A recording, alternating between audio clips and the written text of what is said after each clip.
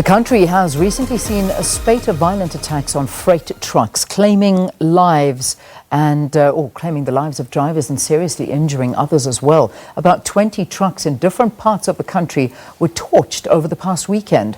The Road Freight Association said that over the past year, 1,300 trucks have been destroyed or damaged in these violent attacks. According to reports, these attacks are likely fueled by xenophobia, as local truck drivers are not happy with the employment of foreign nationals. On Monday, the Police Minister, Bheki Cele, and other ministers held a press briefing and described these attacks as economic sabotage. Well, joining us now is Gavin Kelly, Chief Operating Officer of the Road Freight Association. Gavin, good to have you in studio. Thanks for coming in. Thank you, Leanne. So what do you believe is at the heart of all of this? That's a very difficult question to answer. The first incidences of this happened in about March last year, 2018. You'll recall the truck burnings that happened at the toll gate down in Gavin Plaza near Moy River. And that was the first incident where people put their hand up and said this was about foreign drivers. Yeah. So for about the last 18 months, we've had various truck burnings, truck stonings, destruction of trucks. There seem to be three elements. One is common criminality, the good old stealing and looting of trucks. The second seemed to be protest delivery problems. So people would stop a truck, could create havoc and then get attention to their issues. And then this foreign driver issue, which is the one that is now really sticking its head out. Yeah. So at the end of the day, I mean, I know there's a lot of reasons given, but xenophobia keeps on coming up as one of the main issues. Do you think that this primarily has to do with what's going on? I think so. I think at the end of the day, this is really what it's all about. It's about local truck drivers saying we're losing our jobs, people are being employed where we could be employed, and we need to stop this. This is not the way to do it. No, it certainly isn't. I mean, we know that that's the reality.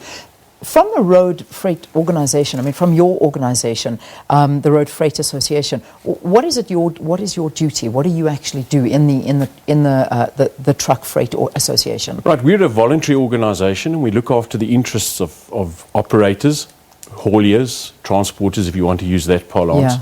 And we negotiate at the bargaining chamber for the salaries for truck drivers every 3 years. So you basically act as a union for the truck drivers? Well, we're not the union itself. We represent the employers. We have a partnership with the unions who represent the employees. Yeah. So we look after the interests of both the employers, the companies, and the employees to the best of our ability. Okay. So from the union's perspective, I mean, are they talking to this? Is that what they are saying, that far too many foreigners are being hired for the jobs and the locals are being left jobless? Look, the unions have been with us in all of these discussions, and we have an agreement in the basic conditions of employment and in our bargaining council agreement for the transport industry that no more than 15% of a company's employees or employees in the sector can be foreigners, and we know we're near that. In terms of companies who are part of us, part of the Road Freight Association, and part of that collective agreement, what happens outside of that agreement is the problem. Exactly. Okay, so when you say we're nowhere near that, meaning they're way over that 15% No, we're mark, nowhere near or the way 15%. We're quite far below that. That you know of? That we know of. And that's the problem. Members of the RFA, those who subscribe to the main collective agreement, that we know of. The problem is those out there. Yeah, and that's where the problem is. So, I mean, and when we look at South Africa and what we do, I mean, we rely entirely on road freight. I mean, it's a massive, massive industry for transporting goods daily.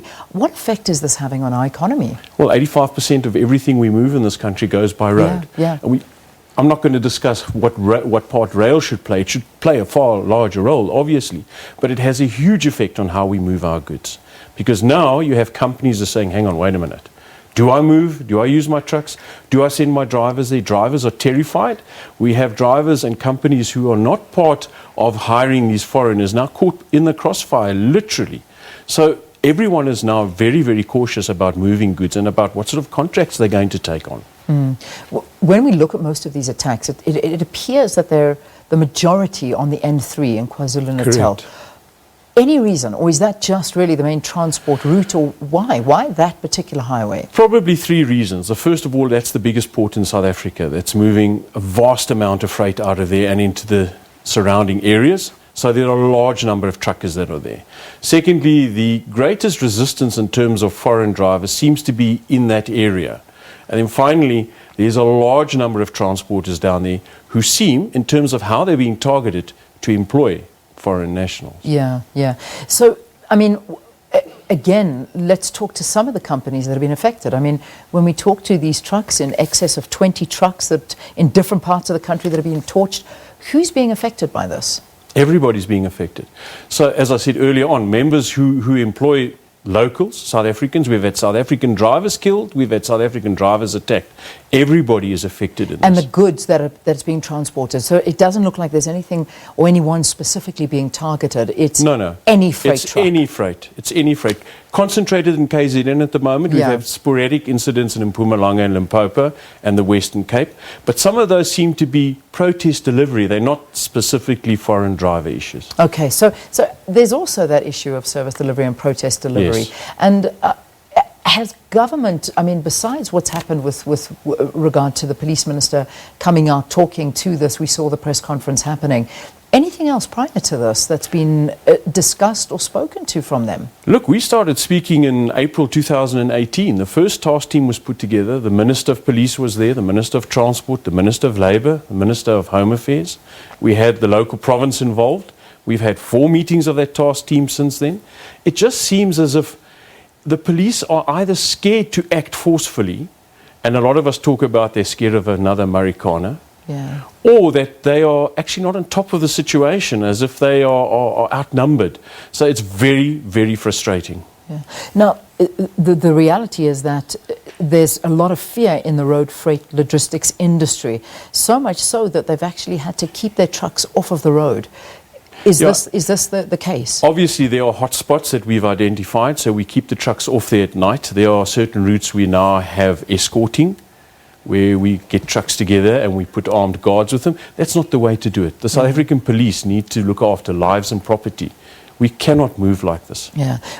Property, I mean, have we seen major industries being affected by this, and what kind of industries are you seeing that their goods have been destroyed? Is it foodstuff? Is it what kind of goods are now being affected? Well, for the all delivery types of goods, as I said early on, Leanne, all types of goods. Thank goodness we haven't had major impact on the petroleum sector. You can imagine so petroleum we start burning the okay. fuel and what have you on the roads. That's going to be a nightmare. From past experience, what kind of trucks? I mean, I suppose I know I'm digging, but I'm just trying to find out. Was it foodstuffs? Was it manufacturing components? Was it what has been destroyed through these protests? Well, basically all types of freight has been destroyed. Foodstuffs. Once again, if you can distill between what's violent protest, what's common criminality, and then this foreign driver, because the modus operandi differs. So in some cases, the trucks are stopped, they're looted, and that's food or electronic goods.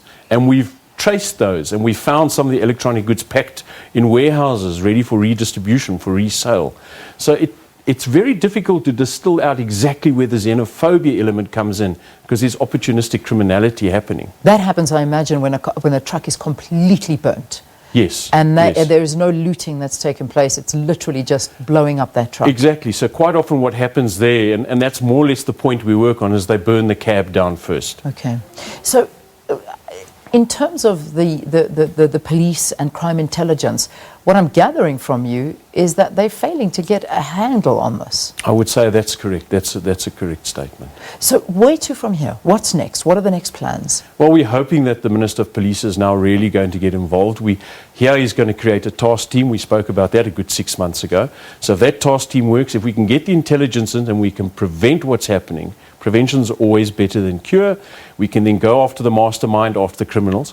But more importantly, we've got to sort out the root cause. And if the root cause is foreign drivers, we've got to sort out those operators who employ foreign drivers. We've got to get them out of the system. Otherwise, this won't go away. Yeah, indeed. Thanks for talking to us, Gavin.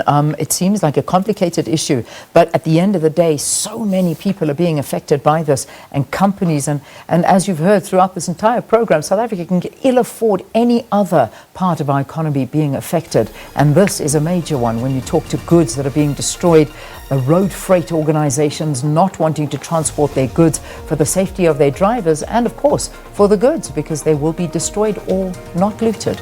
All right, Gavin Cele, Chief Operating Officer of the Road Freight Association, talking to us about these spate of attacks on trucks on the country's national highways, but particular attention to the N3 close to KwaZulu-Natal. We'll see you after this. Do stay tuned.